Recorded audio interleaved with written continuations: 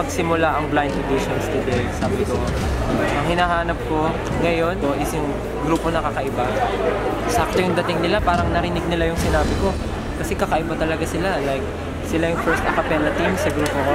Saktong-sakto sila hinahanap ko. Kaya nung narinig ko sila, sabi ko, gagawin ko talaga lahat para makuha sila. Ako gusto ko lang sabihin na, welcome to my team! Uy! Inanggit mo na eh. Hindi, kasi meron kayong time. Ba't di nyo winelcome? Kaya, yun. Kahit nahiya ko, kinapalan ko yung mukha ko para makalaban yung tatlong coach dito. Talagang ginamit ko lahat ng powers ko. Pero ayun, thankful and excited para makatrabaho sila. Ang pipilin po namin na coach ay si Coach Sel!